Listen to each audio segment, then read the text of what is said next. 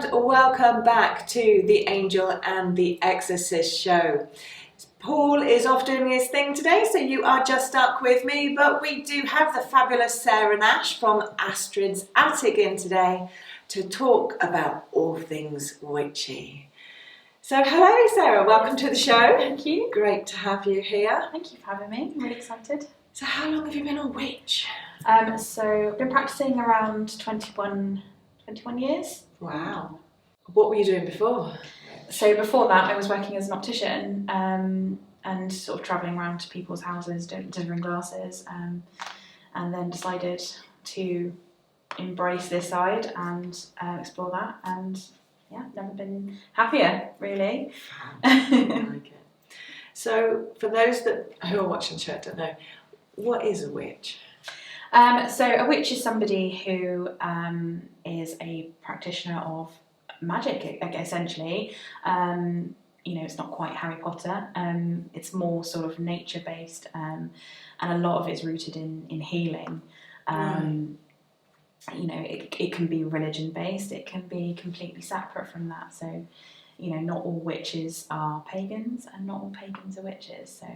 Oh, okay, that's interesting. Because I always thought the two go together. Yeah, they don't. So again, a lot of traditional witchcraft is completely unrelated to any religion at all. So it's quite a new concept, really. Right. Okay. So what is the difference then between the different witches? Like you hear white witch.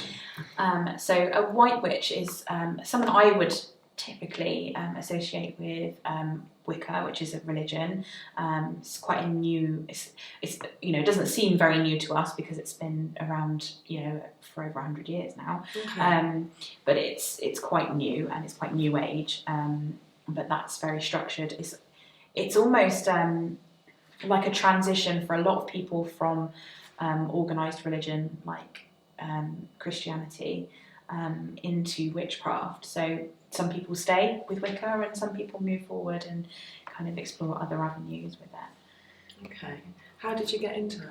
Well, I started initially, my mum got a set of tarot cards. She was quite interested. I had, great-grandparents that sort of did palm reading and, tea leaf reading and stuff like that. Oh, yeah. So she was quite interested in divination, had been to see a few readers, so wanted to give it a try herself, and she just couldn't get to grips with it. So she sort of said, you have a try, and I just loved it from there, and kind of started exploring anything a little bit metaphysical really from there, and found, as I say, I sort of started off with Wicca as well, so that was quite a big thing when I was just beginning. Started there, learning about witchcraft from there, and obviously over the 20 years I've kind of progressed into sort of more traditional English witchcraft, with some Celtic witchcraft sort of thrown in the mix as well. Okay. And obviously working as a healer as well is kind of I've been encouraged with that, with witchcraft as well. So and realised that I fit more of the pagan side of things than sort of the neo-pagan side of things with Wicca. Yeah. So what's a neo-pagan? So neo-pagan is sort of like the newer age pagan. Where obviously paganism is one of the world's oldest religions. Yeah. So. Is it recognised as a religion? Yes, then? it is. It is actually. Yeah. I hadn't realised that. Yeah. Oh, I'm learning lots today. I'm so glad you're on the show. Yeah, no, it is recognised, and obviously the definition of paganism is anything that's not like an Abrahamic religion. Right. So actually lots of different religions come under that, like Hinduism and stuff like that actually come under paganism. Obviously we don't recognise that. No. When you think pagan, you think more sort of druidy and. I feel very earthy. Yes, yeah, very nature-based. Yeah. I think. Yeah. Yeah. And what's what is that word? Hedge witch. Yeah. So a hedge witch is usually a solitary witch. Oh, that's why I'm drawn. Yeah. I don't do covens. I'm not a coven person. Right. Okay. I like to sort of do my own thing with it, really, and I just don't think I could hack being in a coven and having to, I mean, like the idea of group rituals is great because group energy is amazing, but at the same point I just don't think I like to your own thing. Yeah, I feel like it's call very yourself, would you class yourself to a degree then as a hedge witch? I have identified as a hedge witch previously. I wouldn't say, I feel I'm more eclectic really, because I sort of like I said, I've kind of gone through my heritage and obviously Celtic heritage, and there's a little bit of Norse there as well, so I kind of researched all these different practices and the way they do things, and I kind of take what feels right to me. So I just go with eclectic really, because I feel like that fits best. Fabulous. So what do you actually do? So I mean I would say I practice every single day with very simple things. So even down to stirring my tea, I stir it in certain directions for what my intentions might be. So if I'm having a herbal tea, I'll think, okay, well this is a chamomile tea, so I'm going to stir it clockwise and have the intention of having a nice and peaceful day. Or I might say I'm going to stir anti-clockwise and banish any of the stress or anything that's going to come my way. Even cooking for my children, I'm looking at all the ingredients I'm using and what their properties and correspondences are. Simple as spaghetti bolognese, I'm looking at basil and thinking that's protective. Almost herbal. Herbalism in a way. Yeah, it is very, very much in herbalism. I sort of, everything I do, like for my family, I'm cooking for them, and I'm stirring in my protective energy and things like that. So it is very much a part of my daily life. And then obviously my business is centered around that as well. I try and select products that I think I would like as a witch. Because so many of us kind of really sink into the aesthetic of it as well. So, like having our home decorated in certain ways. Oh God, don't talk to me about angels. I mean, look at it. It's not that we're in my home, but this is my home. It becomes a bit obvious what you do, doesn't it? My cauldron mugs and things like that. I make candles for people. So obviously, a lot of pagans might worship deities. Some worship more than others, so one might just stick with one. And I need to get candles from you. I love making them. It's my favourite. I really do.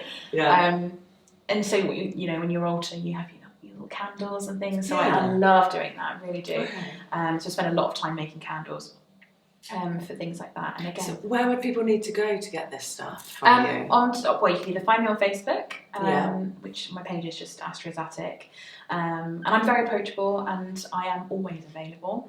I don't tend to leave you unanswered for very long. And I've got a website which you can go to, which is astrasattic.co.uk. And there's no www, it's literally just astrasattic.co.uk. And there's loads of information there on how to contact me if you wanted to speak with me directly. I'm very hands-on with that. I don't really do a faceless approach. I like to get to know my customers. Do you teach then? I do. So I have got some courses on my website as well. I've got some candle magic courses. I've got a little Facebook group as well for what I call my baby witches. It seems to be a very trendy term at the moment, so I've just run with it. But my beginner witches, and they can ask questions in there, and I get back to them and try and provide them with a little bit of information about things that are coming up. So like the different Sabbats and how you can celebrate it. And one of my big things I like to do is every Sabbat that comes up, I make a little mystery box that I sell, which just has items that people can use for celebrating that Sabbat. So we've literally just had the autumn equinox. So I've created an incense blend for that. Popped in crystals that associated with that. And so what is a Sabbat? So it's like a special day. So things like your summer solstice, and it's also known as Lither for Wiccans, or particularly are very focused on the wheel of the year. You have Beltane, which is like your May Day. So a lot of them are kind of rooted in history as well. So things like Yule, obviously very related to Christmas, but they are two separate days. So there's you have your wheel of the year and you have your particular days, and those days are usually good for different things, and they celebrate things that have happened in history. So you've got your oak king and your holly king, and how they trade places almost. So that's your winter solstice. You're bringing back the light and things like that. So there's usually specific reason for that. As I say, like obviously you've got Samhain, which is Halloween, and your Festival of the Dead, and honouring that. That's actually considered the end of the wheel of the year. So that's New Year's Eve, is it, in your world? That is, yeah. So then you start fresh from there. Fab. So we've got Halloween coming up. Yes, yeah. What does Halloween represent for you? So Halloween, also known as Samhain. Right. Okay. It's actually a Celtic holiday as well, so it's quite a big thing still in Ireland. They do celebrate quite a lot there, but for me it's the Festival of the Dead. So the veil is very thin between the two worlds. So for me it's a time where I can get my friends and family together, sit down and have a meal, set a place for our ancestors as well, and just remember those that are not here, and just have thanks for them as well. So you literally do them a place at the table? I do, yeah. How big is your table? I just have one place for all of the ancestors, because otherwise I need an extension. I can't make a bigger table. But yeah, because it can get a bit much otherwise. Yeah, I was going to say. But again, I like candles, and I just do things to just honour them and remember them, because I feel that time of the year, more than any, they're closer than ever. Yeah. I would agree with that from my perspective. Yeah. So for me, I like to do that, and I love having my friends and family, even if they're not witchy or whatever. They're really great. They do kind of indulge me in that, and they join in because they're interested in how it works and stuff, and they love to come. The children are really excited by it as well, because although they love going trick or treating, they really love having their friends over and having like that. We're going to get together, we're going to have some food, we'll have a real feast. And I normally put on a big buffet, so they can come and go. And with any kind of like Celtic based holiday, it's all about eating, it's all about food. Yeah. So it's just that breaking bread together and being with people that you love and care about. Community, isn't it? Very much so. Which is so important in this world. I think the lockdowns we went through recently obviously brought a lot of that home to people. That community is what counts. I was so lucky that last year we literally we were just going back into it at Samhain last year. So I managed to have my friends and family over for that one night, just so we could have that, and then everything closed down again for a good few weeks. So I was really kind of anxious about having that, because like you say, we've been so closed off from everybody, and it feels really lonely, although we have social media and everything, it was so lonely because you're not connecting with anybody's energy, really. You're not being with them. So. Absolutely. So going back to what you do, are you involved in spell work at all? Yes, so I do spell work. I have a few things that are just sort of, I would call off the shelf, so simple things like protection. I do each spell individually, because it's tailored to that person. Okay. So everything is done with intention for that person. Right. But anything that sort of, my off the shelf is things like self-love, abundance, protection. Anti-anxiety is a big one. Okay. Like you said, especially with lockdown. Yeah. So many people were struggling. Yeah. So that was a really big one. It started to kind of teeter off. So I'm guessing people have started feeling a bit more confident about being back out into the world.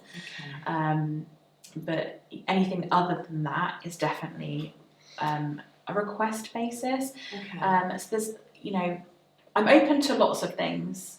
But it's very much we have to have a conversation and just check why you want that spell work. Do you get asked to do what I would term as a hex then? Yes, I have been asked. And how do you feel about that? So it's a very grey area for me. It has to be about the reasons behind that. So again, we have to have a conversation. I have to find out exactly why. If it's malicious and it's someone who just wants to get back at somebody for the sake of being nasty, then I'm going to redirect you to maybe some kind of healing for yourself, because hurt people, in a social justice kind of way, I'm absolutely on board, as long as I feel that it's absolutely just and something that's appropriate. But again, if it's ill intent or malicious, then the chances are I'm not going to touch that with a barge pole, and I'm going to try and redirect you because I want to help you, but I don't want to help you to hurt somebody for the sake of hurting somebody. Yeah, because obviously we live a free will experience, don't we? So in my understanding of this way this world is. So it's like, I mean, believe it or not, as a tarot reader, I've been asked if I can do readings for people, well, for exes to get them back. And obviously we've just gone through, or we're sitting very close to the Mercury retrograde energy, so all of that comes back up. But because of free will, it always makes me laugh when people are asking for spells to get their ex back. Yeah, it's not something. Is it really possible? I mean, it is. It absolutely is. But I kind of think, why would you want that? Well, there is that. You know, ultimately, again, it comes from that being hurt. You are hurt, and at that moment in time, all you want to think about is having that person back. But months, years down the line, you're always going to be thinking, are they really here because they want to be? And I'd rather put the energy into helping somebody love themselves more. Yeah. And if the side effect of that is that they rekindle their flame with their ex, wonderful. But it's ended for a reason. And I think, yes, it is possible. Should we do it? Probably not. Yeah. Well, there's karma at play as well, isn't there? Absolutely, in the world? Yeah. And I think people need to remember these acts do come back on them. They really do, somehow, and again, somewhere in their life, I think a lot of people see a practitioner as somebody. Well, you've done that, so that's your karma. It's absolutely not. It's something that comes down to you. So if you've asked somebody to do that for you, and your intentions are not pure with that, you are going to feel the effects of it. Yeah. You'd get the wrong ex come back. Oh gosh! That would just be that would be my experience. And I just kind of think that, I don't necessarily. I've seen a lot of witches say things like the threefold law, or it's going to come back to you tenfold.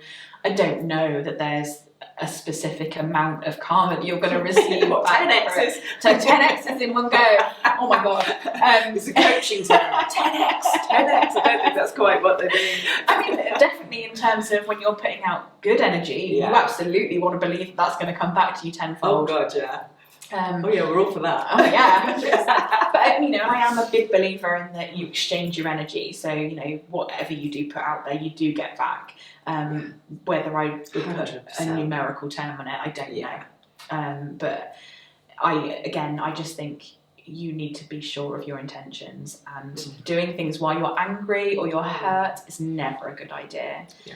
And I know from my point of view, as a practitioner, it's 9 times out of 10, like when it comes to somebody wanting to curse somebody, it's easier just to tell them to go away. Much faster, much more effective. I mean, energetically, not literally. No, just tell them, go away.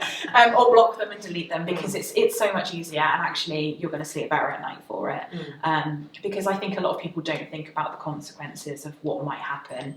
If you had asked somebody to curse somebody and they got into a massive car crash, it's not just them that's affected by it, it's their family, their friends, and ultimately you have to be able to live with that, and I don't think a lot of people actually could. So what are the things that people are asking you to do spell work wise, like positive things that you actually So I get a lot of people wanting good luck spells, which is I'm always happy to do. And abundance is another one, and that might be money based, it might be job based, it might be just bringing good energy to them. And again, I'm always happy to do that. I really love doing that.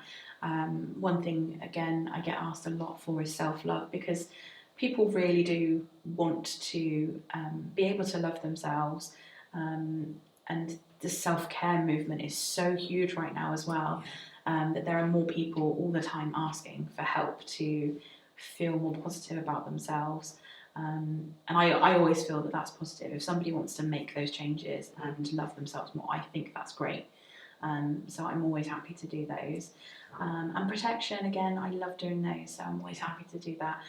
And it could be, for no particular reason other than they just want some good health around them, they want some good energy around them and protect them from the outside world, which is absolutely fine. I'm always happy to do that as well.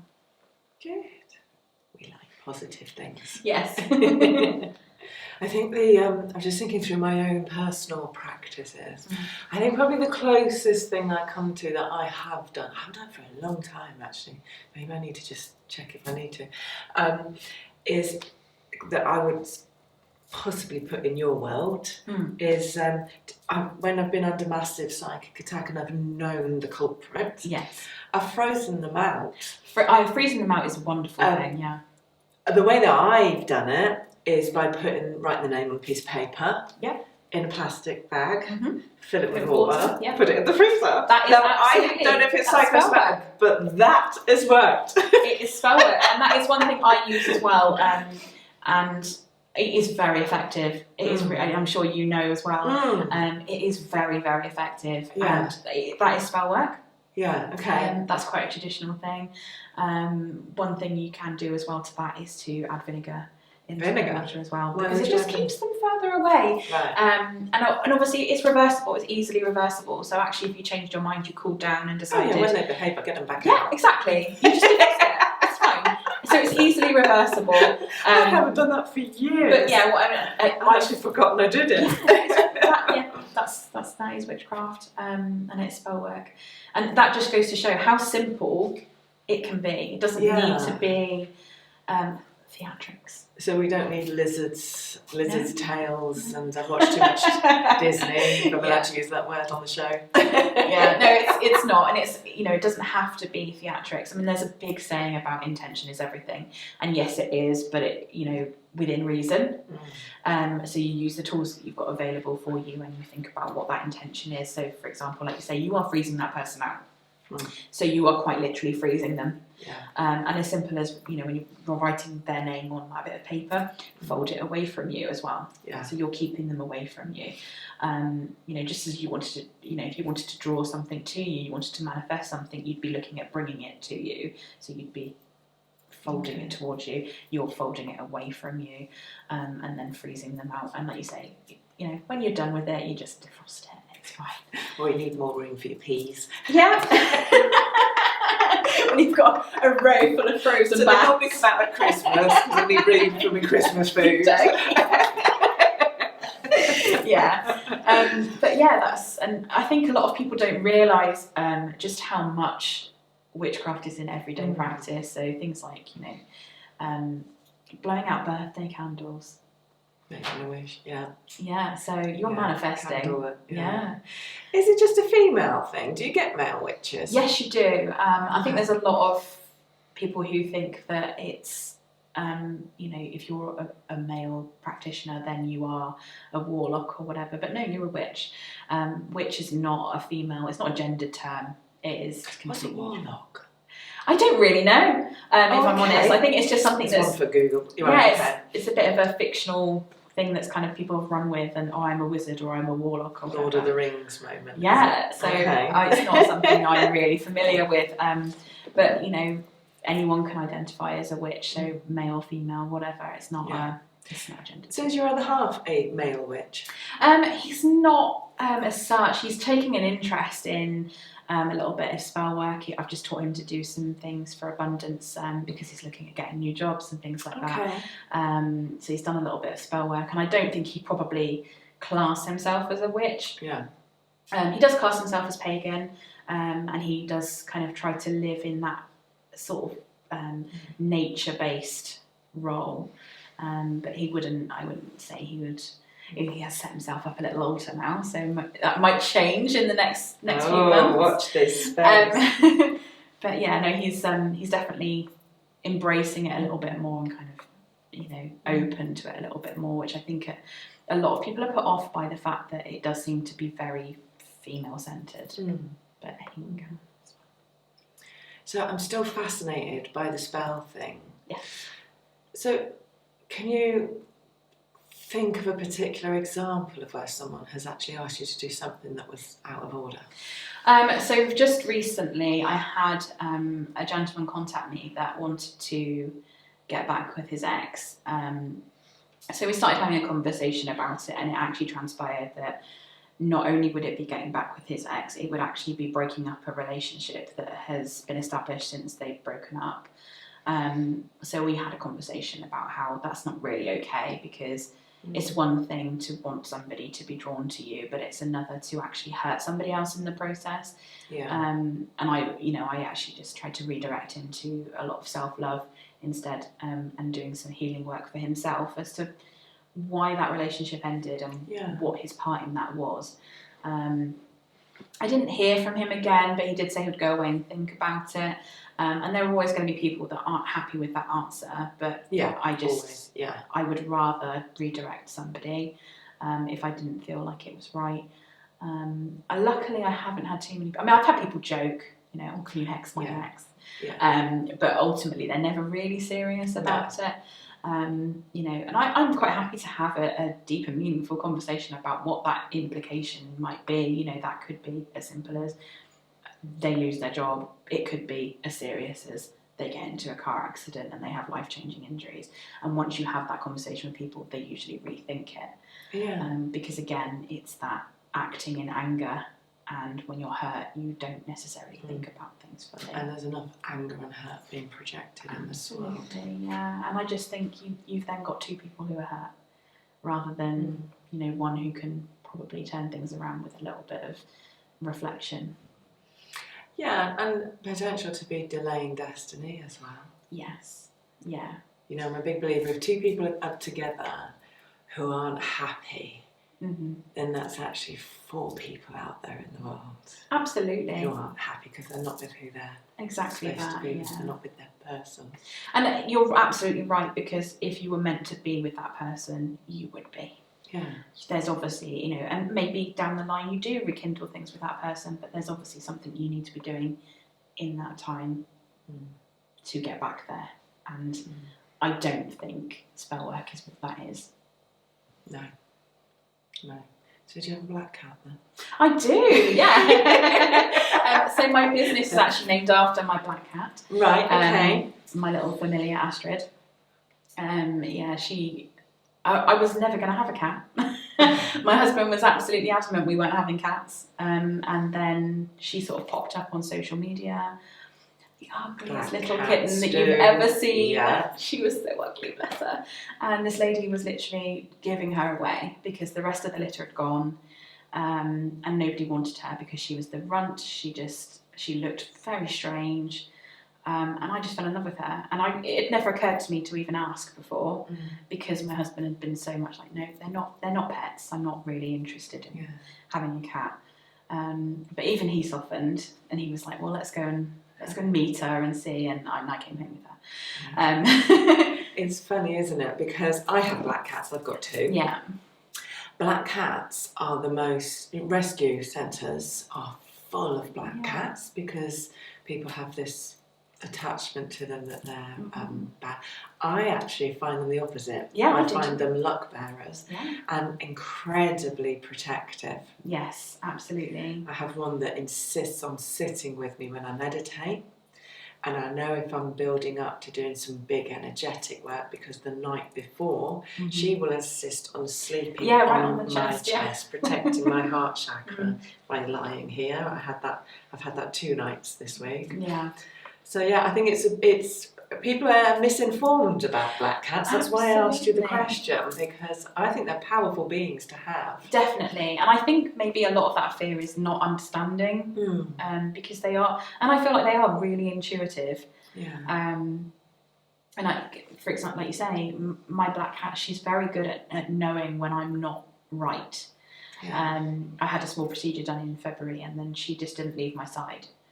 Even to the point where I was in the bath and she was sitting on me in the bath, and I was like, I can't actually wash myself or anything now, you need to shift. But she's very, very protective. And I joke that the business is hers. But every time I'm in there doing anything, work-wise, she's right there. She's right there watching. She's right there being involved, sitting on my desk, sitting on my packing materials, sitting like amongst my stock. She's very much like, this is our thing. Funny, isn't it? Yeah. So do you love what you're doing? I do, yeah, I really do. It took me a long while to sort of embrace being able to do it.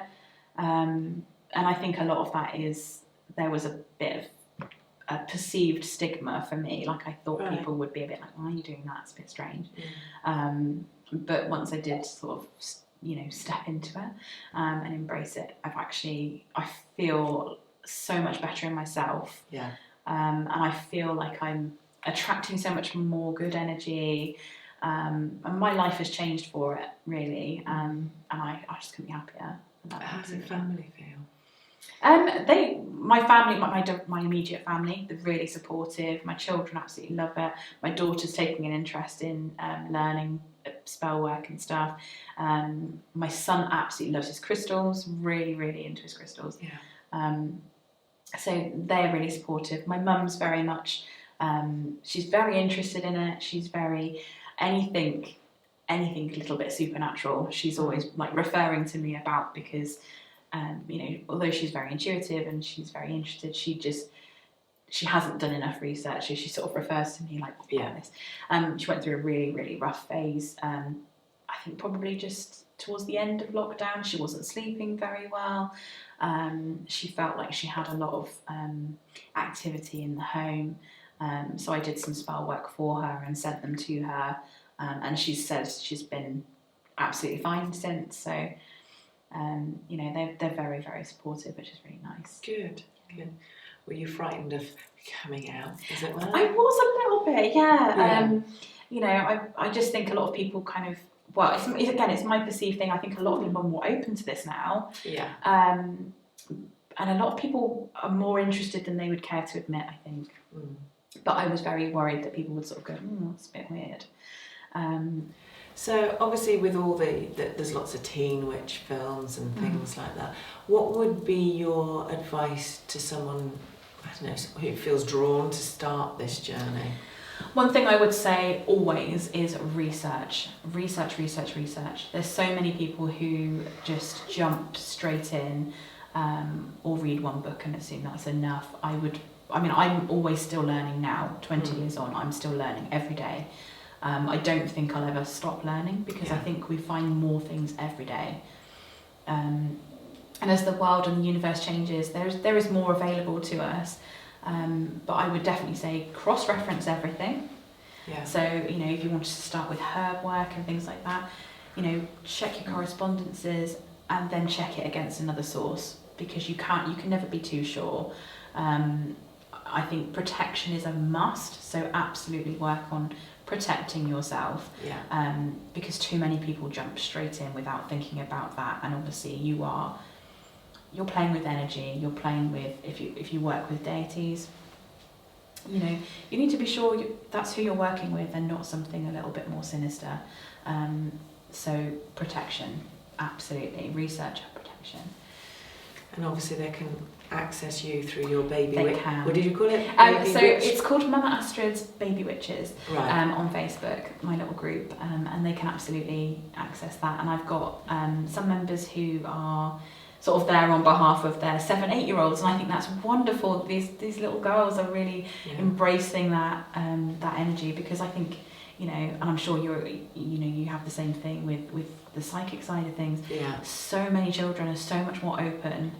Yeah, so we have to look after them. We do, yeah, absolutely, and nurture that, because it's so hard when they're told, "What are you talking about?" or put down and things like that. So nurturing them and encouraging them gives them a good basis to start with. And so many, I started when I was 14. So many people of the same age took an interest and perhaps weren't as careful as they should have been, or weren't as researched as they should have been, and just messed with things that they shouldn't have been messing with. Yeah. Obviously a lot of people who are into witchcraft are into things like the paranormal, Ouija boards and stuff like that. They're opening things that they don't understand. Yeah, and all the time. Yeah, and they don't know how to close it, and they don't know how to deal with that, and then it has a knock-on effect for years to come. So absolutely research and protect yourself. And learn from a pro. So you said that you started at 14. Yes. Can you tell me a little bit more about that? Yeah, sure. So I'd actually grown up obviously with Irish family, so a lot of my family are Catholic. So then being 14, you're sort of going through your, what your parents and your family perceive to be your phases. So it was quite difficult initially to kind of get started with that, but obviously I think particularly at that age, you're going through a lot in your life anyway, so you do sort of start all these changes of discovering who you are as a person, and it was quite difficult because I kind of got myself flagged as a bit of the weird kid, just for being interested in things like that. But again, I'm quite cautious, so again I did a lot of research, but as I said before, there's quite a lot of people out there who don't necessarily, and I didn't know a lot of people in that kind of world at the time. So it did feel a bit lonely, to be honest, and trying to go to bookshops and find information, because I guess we weren't always on the internet at that time, and things weren't as readily available to us, so it was very much trying to seek out that information and try and find some guidance from people, and I found some really lovely people who did kind of help me with my path, and yes, I might have grown from that path and changed, but I couldn't have got started without them, so I really do appreciate the time they took to get me started and give me good guidance and good advice, because I just sort of think it could have been really dangerous if I had just jumped in willy-nilly. Definitely. Well, it's been great to have you here. I hope you've enjoyed. I have, thank you. Great talking to you. So if you have enjoyed the show, then please remember to hit that like, drop us a comment, and if you're new to the show, then hit subscribe and ring that bell, and we'll see you in the next show.